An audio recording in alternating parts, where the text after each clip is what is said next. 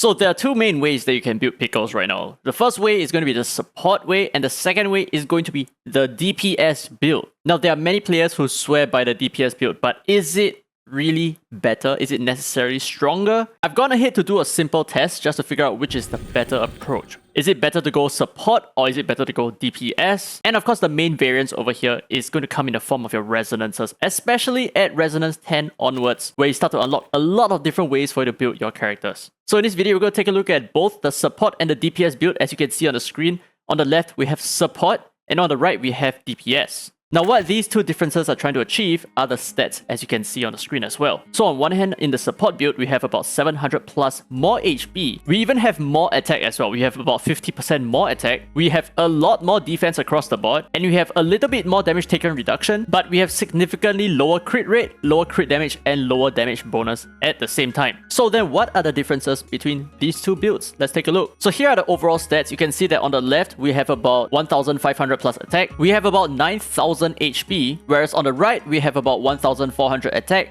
and about 8,000 HP. So you can see that there is a small difference between their final stats based on what Resonance is able to provide. But looking down a little bit, we can see that the crit rates are severely different, right? So with the base crit rate of 10.2%, in the support build we have about 20% crit rate, whereas in the DPS build we have 45% crit rate. Now in terms of crit damage, I think it's almost the same. The difference is just about 7%. It's not much. But we also have a big difference between the damage bonuses over here. Okay, so with that said, how will these two builds differ based on practice? Let's find out. So comparing between our support and our DPS build, let's take a look at the first skill, Hedonism Implement. So mass attack deals 150% mental damage to enemies, and if the caster is in clarified topic state, the attack has a 25% penetration rate.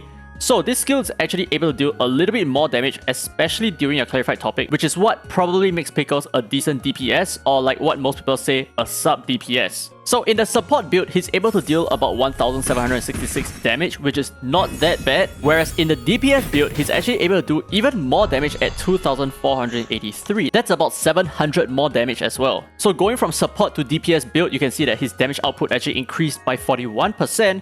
But a little bit of that is because of the penetration rate, which negates some of the defenses that the enemies have. Now moving on to his second skill, we have Nihilism Abuse. So this is a single target attack, deals 200% mental damage, and if the caster is also in clarified topic status, deals 50% more mental damage. So his damage multipliers are potentially really good, which further emphasizes on the fact that he might be a really good sub DPS. So with the support build, we are actually able to deal 2,538 damage, whereas in the DPS build, holy crap, we actually increased our DPS by another 1,000 to a total of 3,506. But that would not translate to a 41% damage increase. That's actually a 38% damage increase, and the difference between his two skills is, like I said, the penetration rate. Now finally, moving on to his ultimate, in his support build, he can deal upwards of 5,635 damage, but in his DPS build, he's actually able to deal upwards of 7,785 damage. Well, so long as he crits. So you can see that there is a big difference between the damage output between the support build and the DPS build, but we already knew that. So very similar to Nihilism Abuse, his ultimate will also have an increase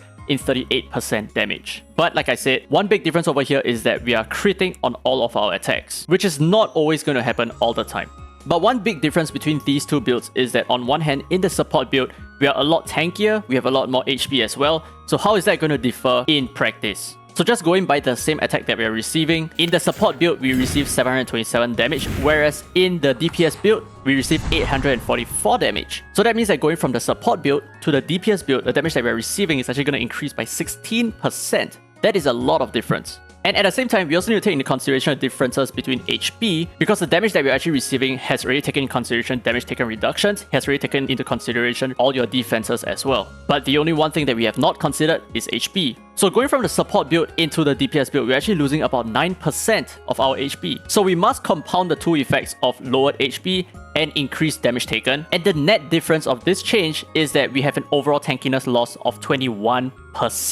21%! That means if previously we could have tanked 5 hits, now we can only tank 4 hits and then Pickles will go bye-bye. So that is, in my opinion, quite a big change. And depending on whether or not your team is able to survive, that might completely change the way you want to build Pickles. But with that said, there is also a big change in terms of his DPS output. And as you can see over here, there are 3 different ways that we can calculate his DPS. Number 1 is what happens when we land all of our crits. And if that is the case, our overall damage gain is actually 38%, which is much higher than that of our tankiness loss of 21%, right? So one might argue that it makes a lot more sense to go DPS rather than to go support because we are gaining more overall. But is that really the case? That may not be the case. Now the reason for that is because our damage output is only going to increase by 38% whenever we land crits.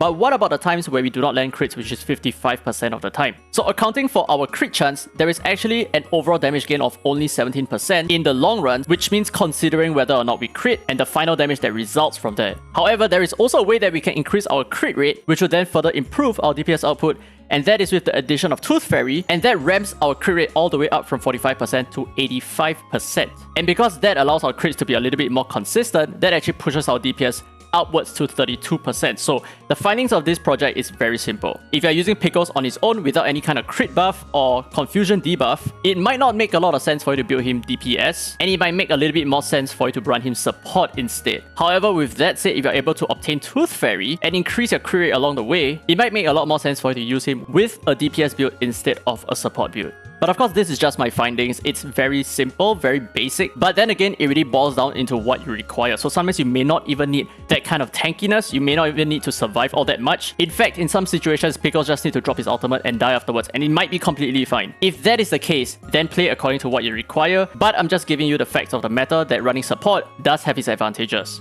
So just to summarize, in case you don't understand what's happening over here, if you do not have a Tooth Fairy, it might be more meaningful to run Pickles as a support rather than to run Pickles as a DPS. And these are the two ways that you can build your Pickles. On the left, you have support. On the right, you have damage. So that's it for this video. Hope you guys enjoyed it. If you did, don't forget to thumbs up. It really helps the channel, and subscribe for more Reverse 999 content. Now with that said, this has been Derry Free to Play, and as always, I will see you in the next video.